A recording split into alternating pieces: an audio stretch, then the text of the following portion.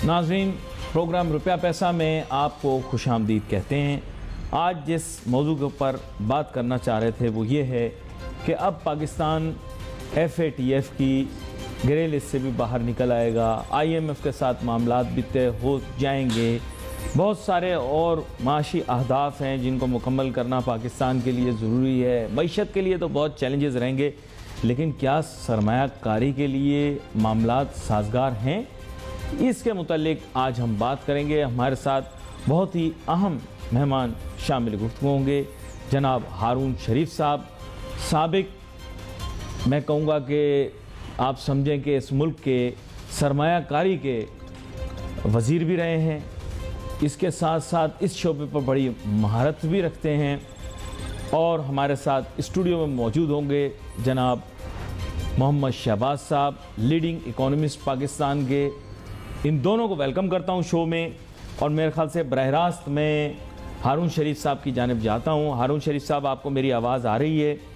इसको मद्देनज़र रखते हुए मैं आपसे जानना चाहता हूं कि जिस तरह के हालात आज पैदा हो गए हैं और मुल्क की जो एक फ़ॉरेन रिज़र्व्स की सिचुएशन है उसको इम्प्रूव करने का तरीका यही है कि हम फ़ॉरेन इन्वेस्टमेंट को इन्वाइट करें, लेकिन सरमायाकारी क्या साजगार है, इसके मुतालिक हमें बताइए।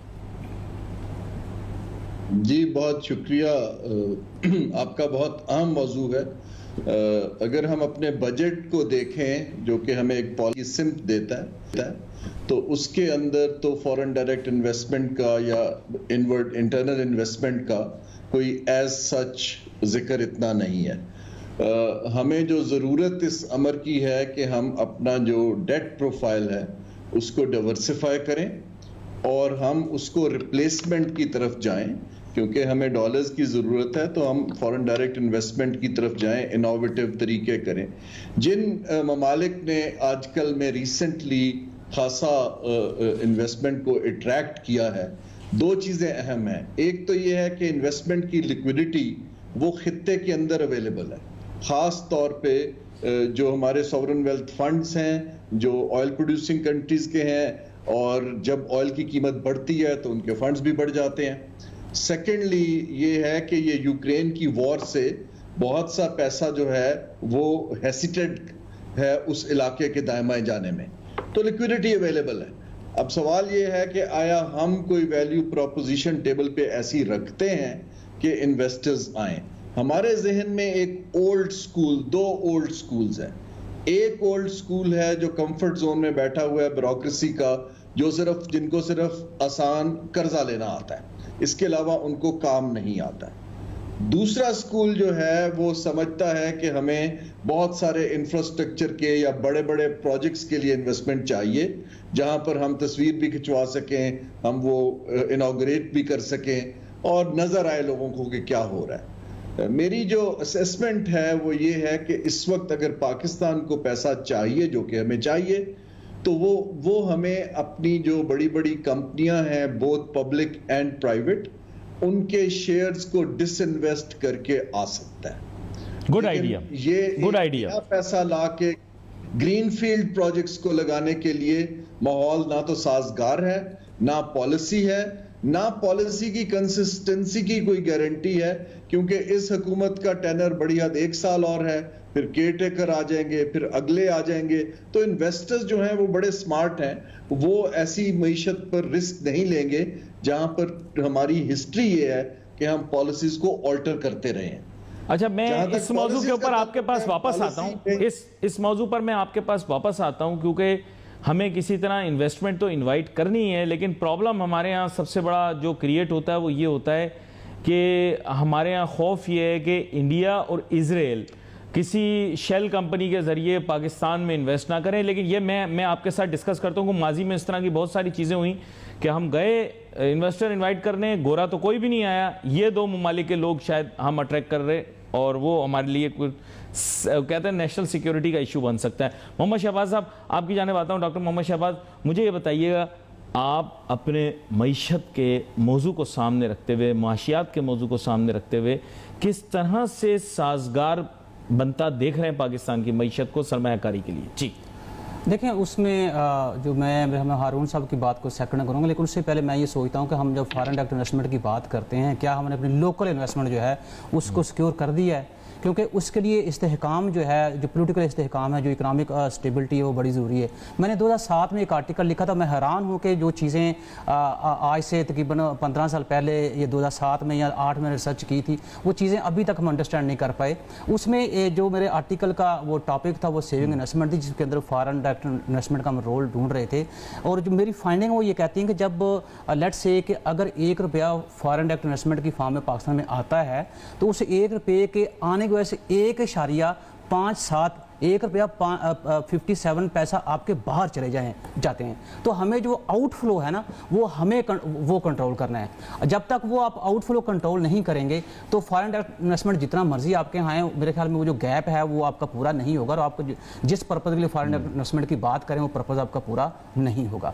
फिर आप देखें, अगर आप थोड़ा सा 2010 से ऑनवर्ड आप देखें, आपका लोकल इन्वेस्टर जो है, आप खुद कहते हैं, टीवी प्रोग्राम में बात होती है, न्यूज़ आर्टिकल्स पब्लिश होते हैं, अखबारात के अंदर ये चीज़ें आती हैं कि आपका इन्वेस्टर जो है वो इन्वेस्टमेंट लेके बांग्लादेश चला गया, वो इंडिया चला गया, या और जो सस्ते ममालिक हैं वहाँ चला गया। क्योंकि पाकिस्तान मेरे हिसाब से दुनिया का वो वाहिद मुल्क है जहाँ कास्ट ऑफ इन्वेस्टमेंट जो है वो बहुत बड़ी है, और कास्ट ऑफ प्रोडक्शन की मैं अक्सर आपके साथ वो बात करता आया हूँ। तो ये वो फैक्टर्स हैं। आप ये देखें, हमने आज से 2 साल पहले ये तो बात हमने कर ली, बड़े बड़े हमने प्रेस कॉन्फ्रेंसेस भी की, और हमने ये कहा कि पाकिस्तान के अंदर जो इंडेक्स है वो ईजी डूइंग बिजनेस जो वो बढ़ गया, लेकिन उस इंडेक्स के बढ़ने से ज़्यादा ज़रूरी है कि जो ग्राउंड रियलिटी है, क्या वो आपके उस एम्पिरिकल फिगर के साथ मैच करती है कि नहीं करती। हमने मेरे एक जानने वाले हैं, उन्होंने कंक्रीट का बिजनेस शुरू किया, वो ईंटें और टॉप टाइलें बनाते हैं। वो मैं आपको बता सकता हूँ किस कदर वो छोटा सा बिजनेस है, अभी तो किसी बड़ी फर्म या बड़ी इंडस्ट्री की हम बात नहीं कर रहे। उस एक बंदे को अगर उसने वो कंपनी रजिस्टर करानी, तो उसको 30 जगह से वो जाना पड़ता है, और जो आपको पता है ब्यूरोक्रेटिक सिस्टम जो हाँ पाकिस्तान में है वो किस कदर जो मुश्किल है। यही एक छोटी सी चीज़, आप स्पेन में किसी छोटे बिजनेस की बात करें, आप यूके में बात करें, जब उनको ये श्योर हो जाए कि आपके इस बिजनेस से 3 या 4 लोगों को रोजगार मिल जाए, वो सारी चीज़ें आपके ऑनलाइन है, वो चीज़ें सारी आसान कर देते हैं।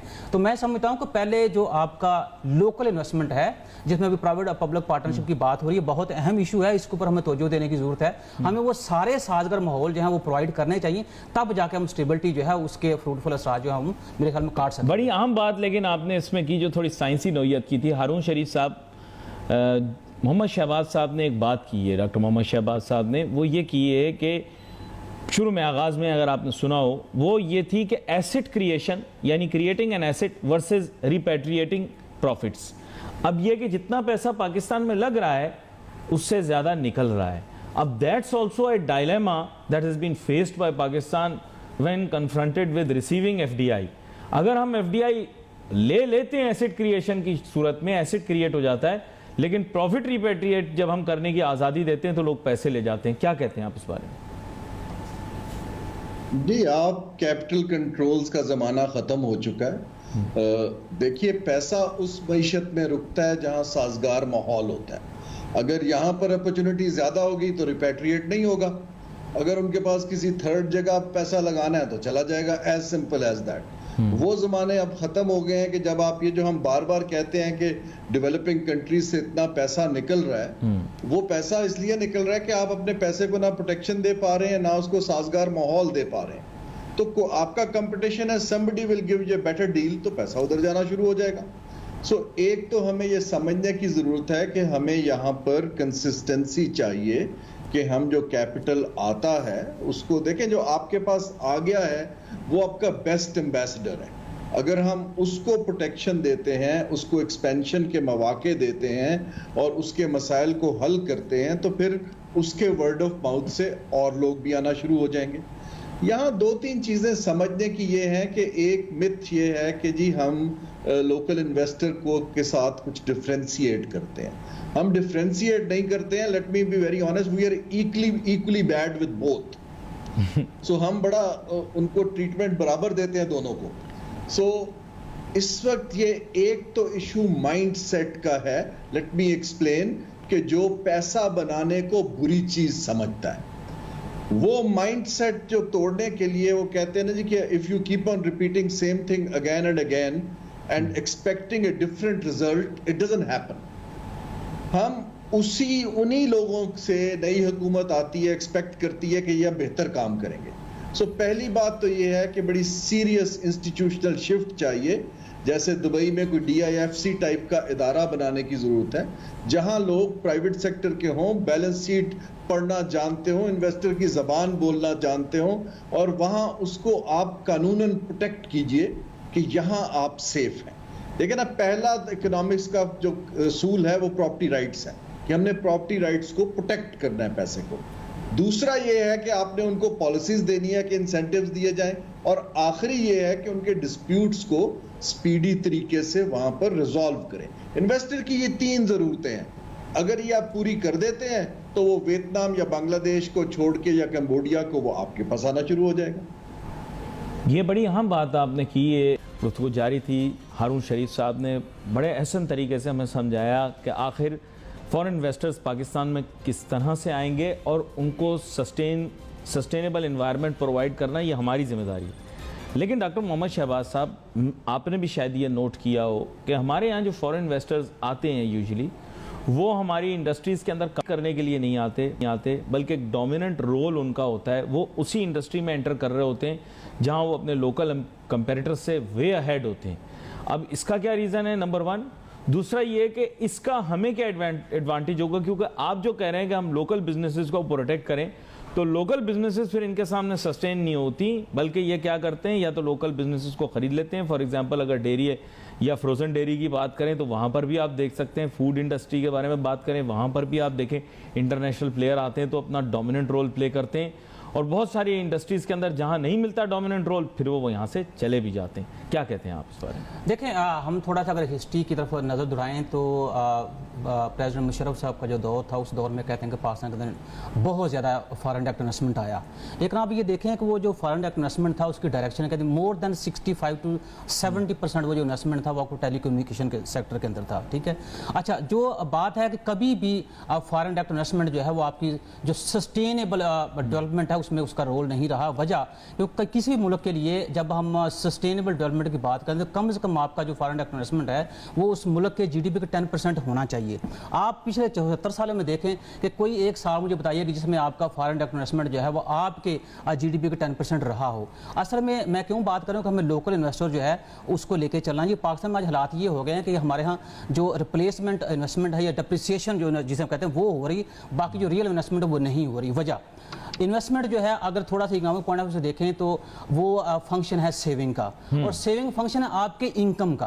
पाकिस्तान में जब तक इनकम सोर्स आप जनरेट नहीं करेंगे तब कब कैसे पैसा सेव होगा, कैसे पैसे आगा इन्वेस्ट होगा। क्योंकि फॉरेन इन्वेस्टर जब वो ये भी देखता है कि जब मैं अगर इन्वेस्टमेंट करने जा रहा हूँ तो क्या वही जो हारून साहब बात करें कि इस मुल्क की जो इकोनॉमिक पॉलिसीज़ हैं क्या वो मेरी इन्वेस्टमेंट के लिए साजगार माहौल वो पैदा कर रही है नहीं कर रही।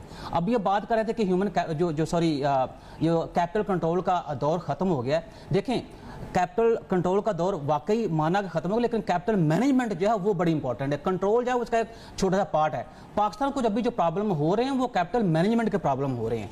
वो ये प्रॉब्लम हो रहे हैं कि हमने लोकल इन्वेस्टर जो है उसको कैसे हमने मोटिवेट करना है कि वो मुल्क के अंदर इन्वेस्टमेंट करे। और दूसरी बात देखें, जब तक आपका लोकल इन्वेस्टमेंट वो पैरल नहीं चलेगा मुल्क के अंदर बेरोजगारी जो है वो बढ़ेगी। आप जब तक वो पैरल इन्वेस्टमेंट नहीं चलेगा आपके जो बेरोजगारी के मामला हैं जो वो आपके हल नहीं होंगे। और ये मेरा ख्याल है कि लोकल इन्वेस्टर जो है उससे ज़्यादा और कोई बंदा काम नहीं कर सकता। अच्छा, ये तो एक इकोनॉमिक पर्सपेक्टिव है, टेक्स्ट बुक पर्सपेक्टिव है, डेफिनेटली इसके अंदर अपना वजन है। लेकिन हारून शरीफ साहब, इसीलिए साथ मैंने डॉक्टर मोहम्मद शहबाज साहब को रखा है so that you know we can also get input from a development economist. अब इशू ये है कि यहाँ पर एक बहुत बड़ा चैलेंज ही आ जाता है कि वो जो बात इन्होंने नहीं की वो ये है कि कलोनियलिज्म, न्यू कलोनियलिज्म या इंटरनेशनल हेजेमनी जो है वो मेंटेन हो जाती है फॉरेन प्लेयर्स की। इशू क्या है कि हमारे मुल्क के अंदर तो एनवायरनमेंट ही कुछ और है, ना लोकल इन्वेस्टर प्रोटेक्टेड है, जैसे आपने कहा we are bad with both, तो ना फॉरेन इन्वेस्टर प्रोटेक्टेड है। तो what would be your priority and is investment a holistic principle that means local and foreign को मिलाकर एक होना चाहिए? Board of investment should be looking after both. While you were there in board of investment, were you looking after both local and foreign investors? Was there a holistic approach being adopted? देखिए, mandate जो है वो तो यही है तो आप investor में डिफरेंशिएट नहीं करते कि उसका रंग, नस्ल, नेशनैलिटी क्या है। लोकल पैसा लगाने जाता है उसको भी facility. I have lost you there for a moment. मेरे ख्याल दोबारा से आपसे रब्ता करने की कोशिश करते हैं, दोबारा से आपके साथ रब्ता जोड़ते हैं। पेशकार जो हैं वो कोशिश कर रहे हैं। उतनी देर जो है वो नाजरीन यही बात थी बड़ी अहम। तो शहबाज साहब आपने भी बात सुनी और ज़ाहिरी बात है ये इसका एक पर्सपेक्टिव आप पहले से दे भी चुके हैं, लेकिन मेन एम ये है कि शुड वी बी डिफरेंशिएटिंग। इस पे आपने तो क्लियर कर दिया कि there is no logical scientific reason के we should be differentiating, in fact we should be protecting. चले हारून शरीफ साहब हमें दोबारा ज्वाइन कर चुके हैं। जी हारून शरीफ साहब, माजरत आपसे रब्ता टूट गया था, शुरू से आप जवाब दीजिए। जी मैं ये कह रहा हूं कि हमें किसी तरह के भी इन्वेस्टर को, स्मॉल एंड मीडियम को या लार्ज स्केल को, फॉरेनर को, लोकल को डिफरेंशिएट नहीं करना। हमें तो सबके लिए साजगार लेवल प्लेइंग फील्ड देना है। लेकिन जो मैं बात करना चाह रहा हूं, पाकिस्तान की इकोनॉमिक फॉल्ट लाइंस हैं क्या? जी, हमारी इकोनॉमिक फॉल्ट लाइंस ये हैं कि हमारे पास डॉलर्स कम हैं और हम अपना इंपोर्ट बिल नहीं पे कर पाते हैं। दैट्स वेयर एफडीआई का रोल क्रिटिकल हो जाता है। डॉलर आते हैं और वहां पर लोन की तरह नहीं आते कि वापस करने हैं, अगर आप साजगार माहौल दें तो रुकते हैं यहाँ पे। दूसरी हमारी फॉल्ट लाइन ये है, हमारी प्रोडक्टिविटी बहुत कम है और उसके लिए हमें टेक्नोलॉजी और मैनेजरियल स्किल्स चाहिए जिससे हम अपनी प्रोडक्टिविटी बढ़ा सकें और कुछ एक्सपोर्टेबल सरप्लस ले सकें। तीसरा ये है कि हमने 20 लाख लोगों को डिग्निफाइड जॉब देना है सालाना। जी, हमें अपनी इन्वेस्टमेंट पॉलिसी को इन पैरामीटर्स के ऊपर फ्रेम करना है। अब जो इन्वेस्टमेंट क्योंकि हमारी प्रायोरिटी है ही नहीं, तो हम तो बिल्कुल जाते ही हैं कि हमने अपना कैश फ्लो ठीक करना है, जहां से पैसा पकड़ो, कर्जे पकड़ो, स्कूप फ्लोट करो। हम तो इवन अपने एसेट को प्राइवेटाइज नहीं करते, देखिए ना। अगर तो जिन ममालिक ने इन्वेस्टमेंट को तरजीह बनाया है, बल्कि पिछले दिनों आपने शायद देखा हो, मैंने एक स्पीच दी थी, मैंने ये कहा था कि जब पीटीआई की हुकूमत आई तो बहुत से ममालिक ने कमिटमेंट की, इन्वेस्टमेंट की, लेकिन वो इसलिए नहीं कर पाए कि हमारी पॉलिटिकल स्ट्रक्चर और ब्यूरोक्रेटिक स्ट्रक्चर उसको डील में कन्वर्ट करने के लिए तैयार नहीं था। ये जब काम हमें नहीं आता, इसमें कोई बुराई नहीं है, फिर आप प्रोफेशनल्स को दे देते हैं। तो मैं ये अर्ज करना चाह रहा था कि दुबई इंटरनेशनल फाइनेंशियल सेंटर को देख लें, कतर फाइनेंशियल सेंटर को देख लें, कजाकिस्तान फाइनेंशियल सेंटर को देख लें। ये इदारे इसलिए बनाए जा रहे हैं कि आप डील को फास्ट ट्रैक कर सकें, उसको स्ट्रक्चर कर सकें और उसको आप इंटरनेशनल लॉ के तहत कर सकें। अच्छा हारून शरीफ साहब, एक कड़वी बात करूं। असल में एक रीजन पाकिस्तान में फॉरेन इन्वेस्टमेंट ना आने की ये कि हमारे ओवरसीज पाकिस्तानी विजनलेस लोग हैं, उनमें कोई विजनरी नहीं है। बुरा ना मानिएगा, मैं अभी I was going through a list कि जो सीईओज हैं ग्लोबल, उनमें कम पाकिस्तानी, ऐसे नहीं कि नहीं है, बहुत कम पाकिस्तानी हैं। अगर रेशियो वाइज देखा जाए हमारे पड़ोसी मुल्क से या हमारे खित्ते के ममालिक से, you will be shock to hear के इंटरनेशनली जो ग्लोबली रिकग्नाइज्ड फोर्ब्स हो, फॉर्चून हो, इसमें जो लिस्ट हैं इसमें पाकिस्तानियों की तादाद बहुत कम है। सिलिकॉन वैली हो, सीईओ ऑफ टेक कंपनीज हो, ठीक है, आप दुरुस्त फरमा रहे हैं। तो लेकिन मेरा कमेंट थोड़ा सा फर्क है। मेरा कमेंट ये है कि वो तो हमें पाकिस्तान सर डॉक्टर बन जाओ, इंजीनियर बन जाओ, इसने इस मुल्क को बर्बाद किया 40-50 साल तक। डॉक्टर बन जाओ, इंजीनियर बन जाओ या सरकारी मुलाजिम बन जाओ, इस चक्कर में पूरा पाकिस्तान या तो सरकारी मुलाजिम बनना चाहता था या डॉक्टर या इंजीनियर, तो वो हमने बीज ही गलत बो दिया। आबादी तो हमारी बहुत है, दावे भी हमारे बुलंदो बांग, लेकिन दुनिया में रिकग्निशन के लिए जो चीज़ें चाहिए माजरत के साथ वो थोड़ी कम है। अपनी वीकनेस को आइडेंटिफाई कर लेना कोई बुराई की बात नहीं है। डॉक्टर मोहम्मद शहबाज साहब वैसे तो क्लासों में स्वॉट पढ़ाते रहते हैं, स्ट्रेंथ्स क्या होती हैं, वीकनेसेस क्या होती हैं, अपॉर्चुनिटीज़ क्या, थ्रेट्स क्या होती हैं, ह्यूमन कैपिटल क्या है, ह्यूमन डेवलपमेंट क्या है।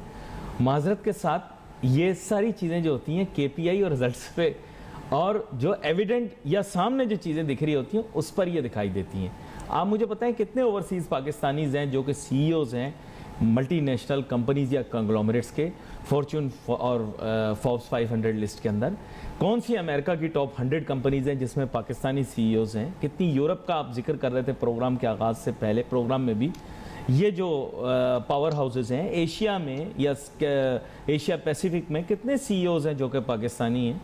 सर बात मान जाए, प्रॉब्लम यहाँ पे लाई करती है, आपके यहाँ विजनरी लोग नहीं है, इन्वेस्टमेंट कहाँ से आएगी? आप कैसी बात कर रहे हैं? आपके सेल्स पर्सन ठीक नहीं है, क्या कहते हैं डॉक्टर मोहम्मद शहबाज जी? मुझे ये बताइए कि आप ओवरसीज़ पाकिस्तान की बात करते हैं कि वो जो उनका कोई विजन नहीं है, क्या जो पाकिस्तान के अंदर रह रहे हैं, सॉरी टू से बड़ी कड़वी सी बात है, क्या हमारा कोई विजन है? क्या हमारी कोई लीडरशिप का विजन है? क्या हम जो लोग दरसो तदरीस से मुंसलिक हैं, क्या हमारा कोई विजन है? क्योंकि जो आप बात कर रहे हैं वो चीज़ शुरू होती है दरसो तदरीस से। और मैं आपको बता दूं, मुझे बड़ा दुख होता है, और हम वो लोग हैं जो टैलेंट को ज़ाया करने में बड़ा फ़ख्र महसूस करते हैं और बड़े फ़ख्र से बताते हैं। क्या पाकिस्तान दुनिया का वो मुल्क है, मैं अक्सर शायद पहले मैंने आपके प्रोग्राम में बात की थी, कि दुनिया का बेहतरीन बासमती चावल हम पैदा करते हैं। तो सोचें जो कौम वो चावल खाती है वो कितनी लायक हो।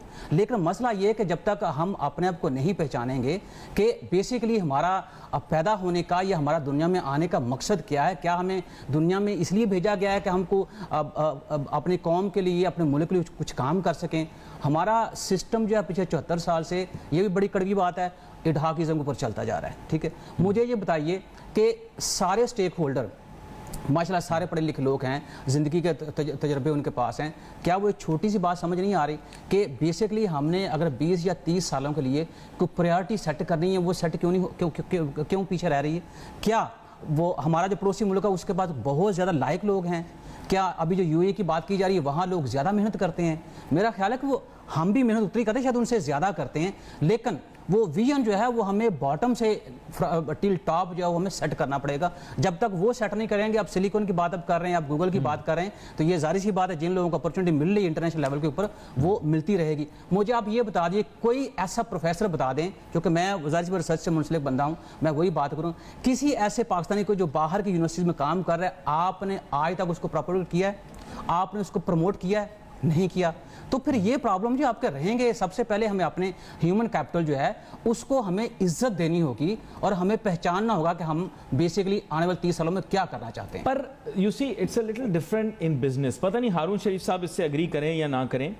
बात यह कि जो रिच पाकिस्तानीज हैं और पाकिस्तानी ओरिजिन के लोग हैं, जो सेकेंड जनरेशन है, let's say in the US, UK और यूरोप, वो अपने आप को अपनी कंट्री का सिटीजन समझते हैं। सक्सेसफुल होने के लिए वो उस मुल्क के एक शहरी बन चुके हैं, उस मुल्क के निज़ाम का एक हिस्सा बन चुके हैं। हम ज़बरदस्ती उनको पाकिस्तानी बनाने की कोशिश कर रहे हैं, but they clearly want to identify the country which they belong to, और which is a good thing. लेकिन हारून शरीफ साहब, यही बात है कि if you go and search for businessman of Pakistani origin abroad who are successful, they would never call themselves Pakistanis, they would call themselves citizens of that country. They would consider themselves more affiliated and have more affinity towards their own country. तो उनको फिर किस तरह से, मतलब unlike India, NRIs may look towards India, but overseas Pakistani successful ones would not look towards Pakistan. क्या कहते हैं आप? जी देखें, एक दफ़ा बहुत साल पहले मैंने उस वक्त हमारी जो एम्बेसडर थी यूके में जी, उसके साथ हमने 400 जो सक्सेसफुल पाकिस्तानीज थे यूरोप और यूके में का डिनर किया। और ये जो आप सवाल कर रहे हैं, तकरीबन आज से 10-15 साल पहले हमने ये रेज किया जी कि जी आप बताइए कि आप सक्सेसफुल हैं। एक साहब मुझे अभी भी याद है, वो प्रॉक्टर एंड गैम्बल यूरोप के सीईओ थे उस जमाने में, एक आध और थे, ये बेस्ट वे सीमेंट वाले भी थे, सब लोग थे। तो हमने उनसे ये सवाल किया कि आप हमारे मुल्क के अंदर क्यों नहीं इन्वेस्ट करते। तो मैं आपको सिर्फ ये समझाना चाह रहा हूँ कि इन्वेस्टमेंट जो है वो कोई नेशनलिस्टिक सब्जेक्ट नहीं है, it is an economic and commercial value proposition. ये जब हमने गलती बहुत जो पिछले 30-35 बरस से की है, बल्कि उससे पहले से, कि हम अपने माशी हालात को जियोपॉलिटिक्स या सिक्योरिटी के लेंस से ठीक करने की कोशिश करते रहे। सीधी सी बात है कि आपने अपनी अगर पॉलिसी इकोनॉमिक्स ठीक करनी है और एक बिजनेस के लिए एनवायरनमेंट देना है, तो फिर आपको उस लेंस में जाना पड़ेगा ना। तो जो लोग थे वहां पे, वो पाकिस्तान पे कंसर्न तो बहुत थे, लेकिन वो कोई पाकिस्तान के अंदर स्टेक लेने या शिफ्ट होने पे तैयार नहीं थे। तो और समझ भी आती है, उनका जहां एसेट बेस है, बाल बच्चे हैं, वो क्यों आएंगे। तो बिला वजह हमें एक चीज को नेशनलिस्टिक या आइडियोलॉजी के लेंस से अट्रैक्ट करने से पैसा नहीं आता। पैसा वहां आता है जी जहां पे उसको प्रॉफिटेबिलिटी दिखती है, सिक्योरिटी दिखती है। कैपिटल जो है दुनिया की बुज़दिल तरीन चीज है, वो एक पुश बटन से निकल जाता है। और अगर आप इंसेंटिव देते हैं, हमारा ट्रस्ट डेफिसिट इस कदर बढ़ चुका है कि जो मैंने पहले बात की थी कि अगर हम ये एक्सपेक्ट करते हैं कि बहुत सारे इंटरनेशनल लोग यहां आके रहेंगे, कंपनियां चलाएंगे, हाँ शायद 50 बरस में हो जाए, लेकिन नियर फ्यूचर में ये नहीं होने लगा। अच्छा, I'll tell you an interesting aspect. I'll tell you an interesting fact. देखें, अगर आप यूएई में भी जाते हैं तो you would see के Pakistanis, Indians, Sri Lankans and Bengalis, they go and invest in the UAE. The Brits, the Americans, the Germans, the Europeans, they are working there. They are leading a different lifestyle, a very glamorous, very luxurious lifestyle, but they are not there to stay. And they are not there, they don't have any stakes there. मतलब वैसे बता रहा हूँ, they are working like professionals. The executives there are just doing their duty and earning a livelihood. They have no ownership there. मतलब generally मैं आपको बता रहा हूँ, it is only the Pakistanis, the Indians, the Bengalis and the Sri Lankans who are actually involved and engaged in all of that. Ji, interesting fact था, मैंने कहा बताऊँ। जी हारून शरीफ जी, आप मेरे से बात कर रहे हैं? जी, मैंने कहा लुकमा आपको दूं कि ये मैंने वहां नोटिस किया, क्योंकि मैं वहां गया तो पाकिस्तानी, इंडियन वगैरह तो यही क्लबों वलबों के अंदर रात को जाकर एंजॉय कर रहे होते हैं। जो असल गोरे अंग्रेज हैं, they leading a completely different lifestyle. वो यॉट्स पे जा रहे हैं, अपना एंजॉय कर रहे हैं, they don't have any stakes there, it's just like a vacation for them, a working vacation. ये मैं आपको कह रहा हूं कि इन्वेस्टमेंट के पर्सपेक्टिव्स इस तरह से वेरी करते हैं। जी सर, आई अंडरस्टैंड जी। मैं जो बात कर रहा हूं, तो हमें अपॉर्चुनिस्ट होने की जरूरत है कि कहां पर इन्वेस्टमेंट आ सकती है। मेरा जो मैं फिर से मेंटेन करूंगा कि हमें इस वक्त जो अट्रैक्ट करना है, जहां कैपिटल पड़ा है, लोग अपने पोर्टफोलियोज को डिवर्सिफाई करना चाह रहे हैं। मैं इंस्टीट्यूशनल इन्वेस्टर की बात कर रहा हूं, इंडिविजुअल कंपनीज की या लोगों की नहीं कर रहा हूं। इंस्टीट्यूशंस हैं, अब मुझे बड़े बड़े पेंशन फंड्स हैं, वेल्थ फंड्स हैं। अगर हम उसका 0.01% भी टैप करें तो लोग, आपके पास अच्छी value propositions corporate sector stock market में अवेलेबल है। आपके बैंक्स हैं, नेशनल बैंक है, OGDCL है, PSO है और कंपनीज हैं। और मैं, अगर आपको याद हो, कतर से जो मैं डील कर रहा था, उन्होंने कहा था कि अपने एयरपोर्ट्स को एक कंपनी बना दीजिए, तो हम उसमें स्टेक लेने पे तैयार हैं। सो हमें आउट ऑफ द बॉक्स सोचना है कि पैसा किस तरह का अवेलेबल है, हमने पिच क्या करना है। हमारे अभी तक जहन में वही है कि इकोनॉमिक जोन बनाएंगे, रिफाइनरियां लगेंगी, पोर्ट्स आएंगी, लेकिन अगर आज आ भी जाए कमिटमेंट, तो एक रिफाइनरी को चलते हुए 15 साल लगते हैं। चलें, शुक्र करें आप बच गए। अगर आप डील करवा देते, आप अपनी तरफ से तो अच्छी नीयत से करवाते, लेकिन यकीन करें जवाबदारी सारी जिंदगी आपको देनी पड़ती। हमारे मुल्क में नेक नीयत से अगर कोई काम कर रहा होता ना, तो वो फंस जाता है। जो आप नीयत खराब बनाते हैं ना, ये क्लियर हमें किस तरह की इन्वेस्टमेंट चाहिए। लोकल हमें ये चाहिए, एक सेंटेंस में बोलता जाऊं, लोकल भी हमें नए प्रोजेक्ट्स की बजाय एक्सपेंशन को इंसेंटिव्स देने की जरूरत है कि जो लोग ऑलरेडी अच्छा काम कर रहे हैं, उनकी इंडस्ट्री की प्रोडक्टिविटी बढ़ाए और उसकी बेसिकली कैपेसिटी बढ़ाए। एक्सपेंशन के लिए स्पेशल पैकेजेस दें, लोन दें, इंसेंटिव दें, तो आपका सेक्टर बढ़ना शुरू होगा। नई इंडस्ट्री लगाना, जैसे इन्होंने कहा, कंपनी रजिस्टर करना, तो आई कैन टेक प्राइड कि वो अब ऑनलाइन हो जाती है और एक दिन में हो जाती, लेकिन जो आपके बाकी अकाउंट खोलना, रजिस्ट्रेशंस करना, EOBI में जाना, वो इतने ज्यादा हैं कि नए बंदे को, छोटे को तो वैसे ही उसकी कॉस्ट बहुत बढ़ जाती है। बड़ी अहम बात आपने की। मेरे पास वक्त बिल्कुल मुख्तसर था। दोनों मेहमानों का शुक्रिया अदा करूंगा। प्रोग्राम में शामिल हुए। Wait for message on Facebook. Ali Nasir हमारी टीम को जा दीजिए। अल्लाह हाफ़िज़।